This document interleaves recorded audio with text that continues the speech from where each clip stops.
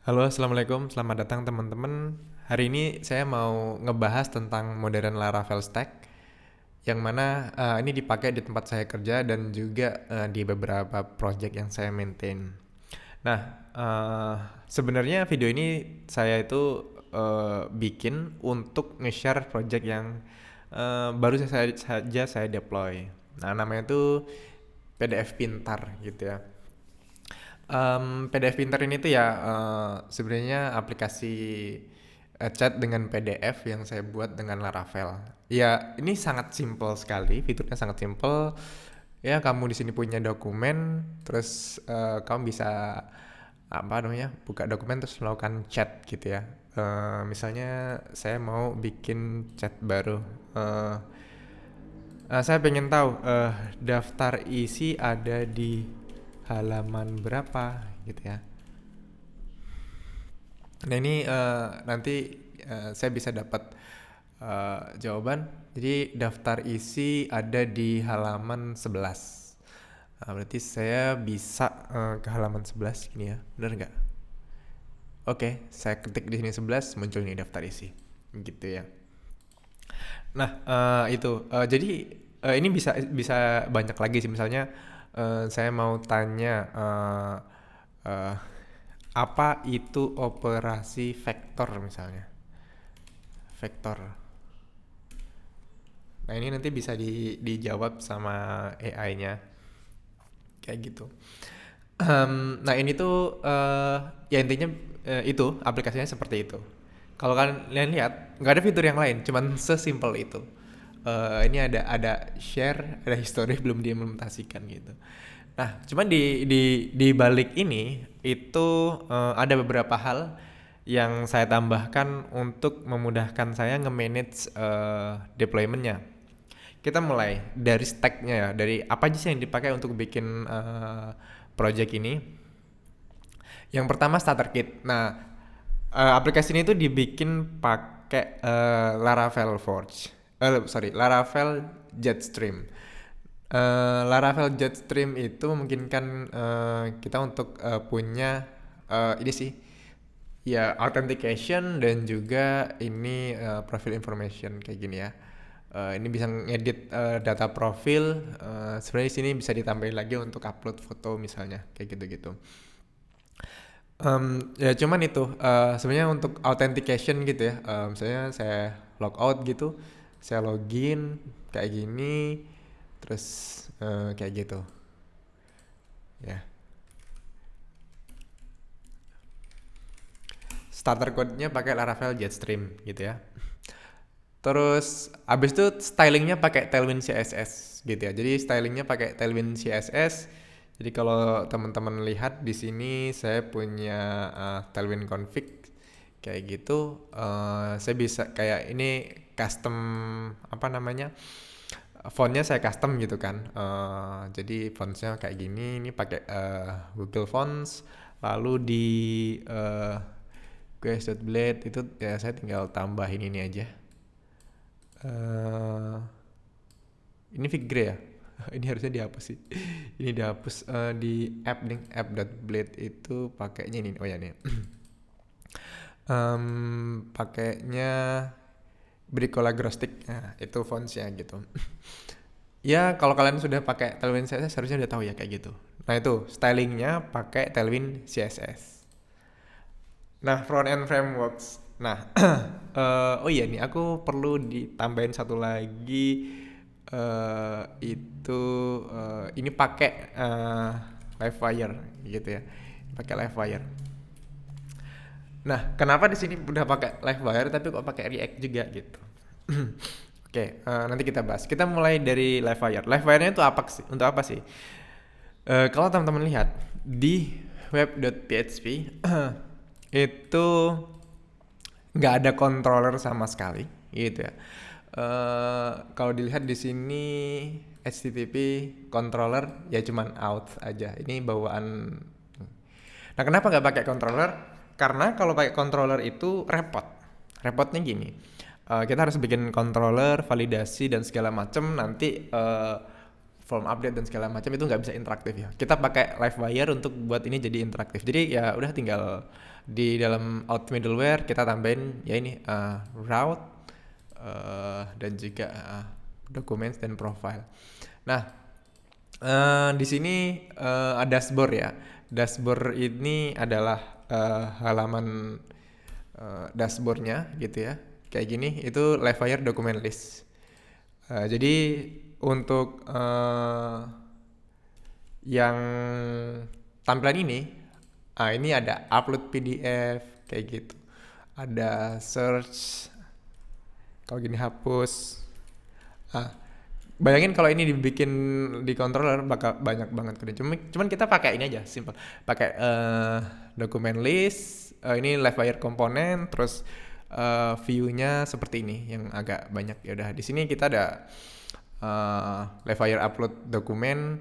Ini package juga sebenarnya. Kalau kita buka composer.json itu pakai ini Laravel file pond. Ini juga sebenarnya saya ada pakai support bubble, cuman belum saya selesaikan.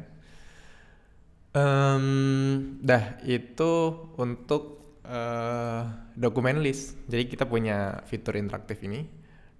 Dan udah cuman dokumen list dan blade view ini aja. Dan kita dapat fitur banyak. Kita bisa upload, kita bisa search, bisa delete dokumen juga, gitu kan.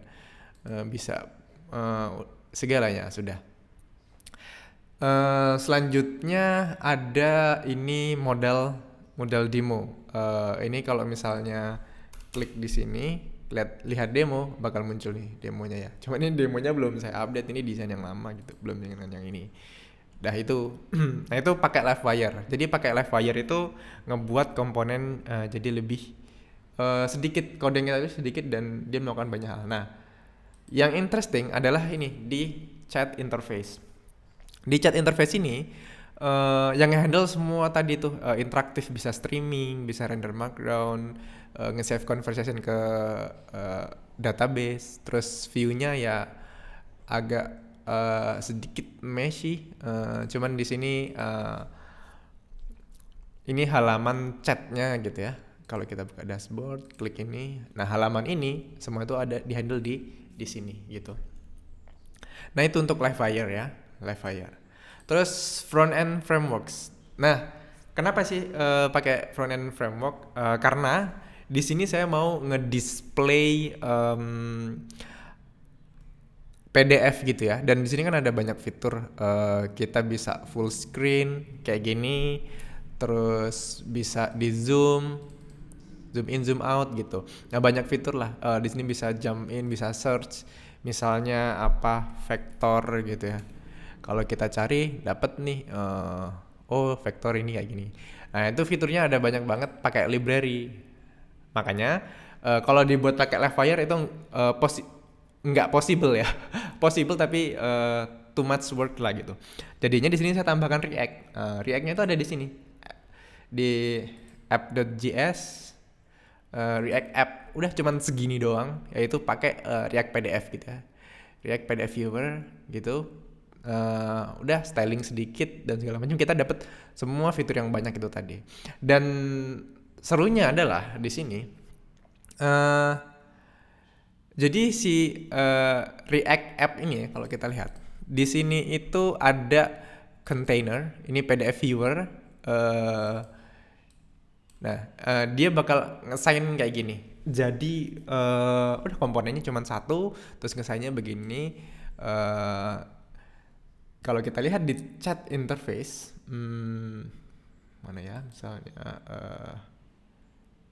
chat.blade ini, di sini saya punya mana ya komponennya ya. ID-nya itu adalah tadi kita lihat React app. ID-nya PDF viewer. Kalau kita cari PDF viewer, oke. Oh ini di show.blade. Nah ya ini. Jadi di sini PDF viewer, terus data URL. Di sini dokumen file path-nya. Ya udah ditampilin. Cuman kayak gitu doang. Dan ini dokumennya kan disimpan di DigitalOcean bucket storage gitu, object storage. Nah itu, jadi pakai React.js untuk hal yang impossible untuk dilakukan di Livewire kayak gitu. Caranya gampang banget. Nah, selanjutnya di sini ada analytics. Kenapa butuh analytics? Laravel itu tahun ini baru ngerilis namanya Laravel Pulse. Kalau kita lihat di PDF Pintar di sini ada uh, Pulse gitu ya. Ini kebetulan hari ini cuman saya yang akses gitu. Dan di sini saya bisa ngelihat